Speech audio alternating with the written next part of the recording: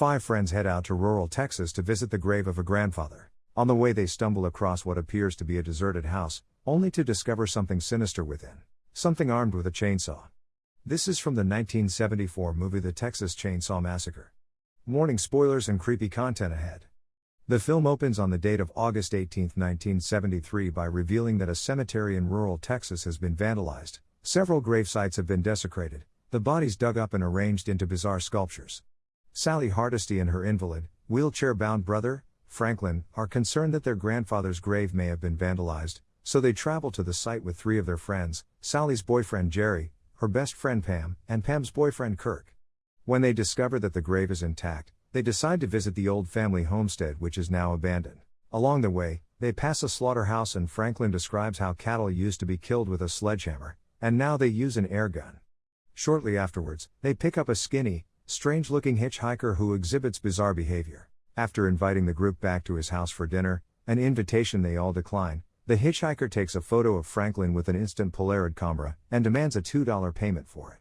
When Franklin refuses, the man angrily crumples the photo, sets it on fire, and cuts his own hand with Franklin's pocket knife.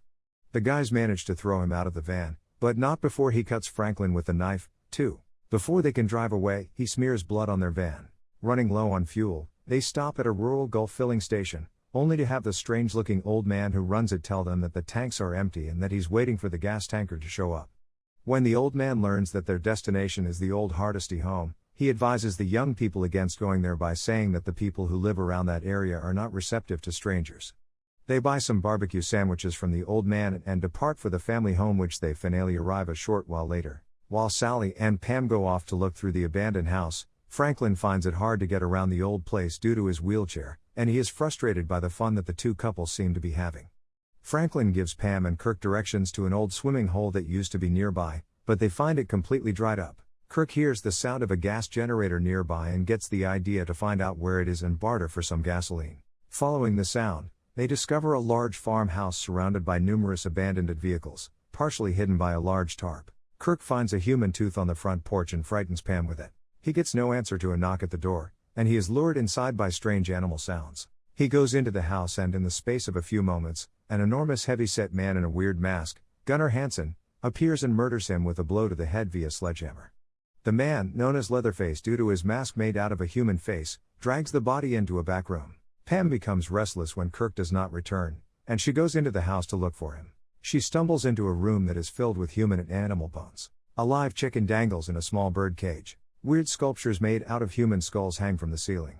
Furniture is adorned with human bones and skulls. The floor is covered with bits of bones and feathers. Pam begins to retch and starts screaming, when Leatherface appears and lunges for her. She runs out onto the porch, but he catches her, carrying her kicking and screaming back into the house, where he savagely hangs her on a meat hook through her back. While she hangs there, she can see Leatherface dismembering the dead body of Kirk with a chainsaw. Back at the Hardesty house, Sally and the others start to wonder why Pam and Kirk have not returned. As the sun begins to set, Jerry sets out in the general direction and also comes upon the house after he is lured to the area by the sound of the house's gas generator.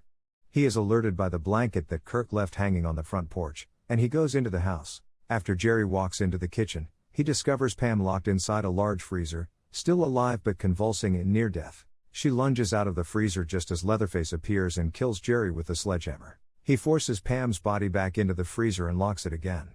Leatherface is clearly distraught, apparently upset because strangers keep coming to his house. At nightfall, Sally and Franklin are forced to go after Jerry when he does not return. Jerry took the keys to the van with him when he left.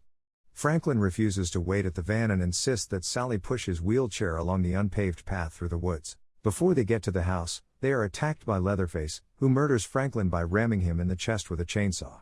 Sally flees in terror with Leatherface directly behind her. She gets cut on the thorny brush as she runs, eventually reaching the house. She is unaware that the house belongs to her pursuer. Sally runs upstairs as Leatherface saws through the front door to get at her. In an upstairs bedroom, she finds 2 desiccated figures, an old man and old woman.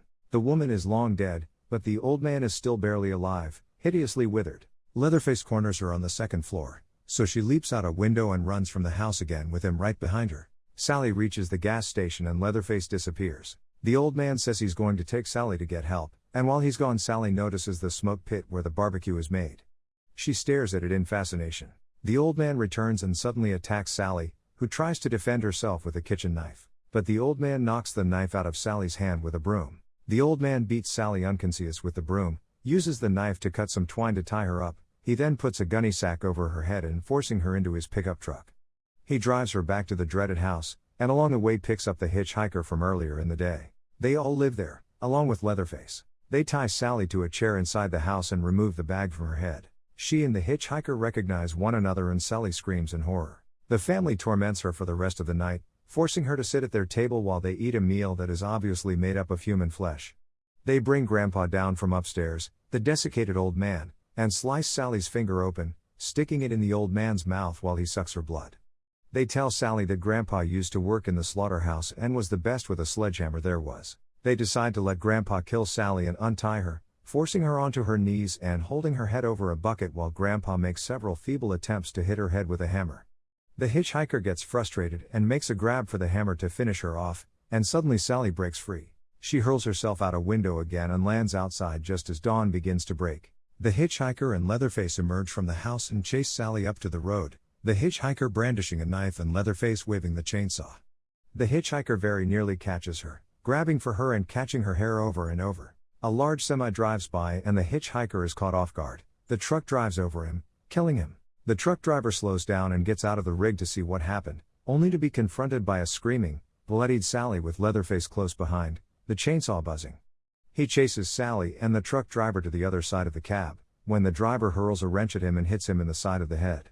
Leatherface drops the saw and falls, wounded in the leg by the saw blade. The truck driver flees down the road, but the wounded Sally cannot catch up. Then a pickup truck drives by and Sally abandons the scene by jumping in the back of the truck. Leatherface still gives chase, but the pickup driver pulls away. Sally laughs crazily at Leatherface as she escapes, giggling at him as he swings his chainsaw around in frustration and rage in the middle of the road in the full light of dawn. Thanks for watching Horror Movie Recap. Subscribe for more videos like this, give us a like to help out, and don't forget to turn on notifications.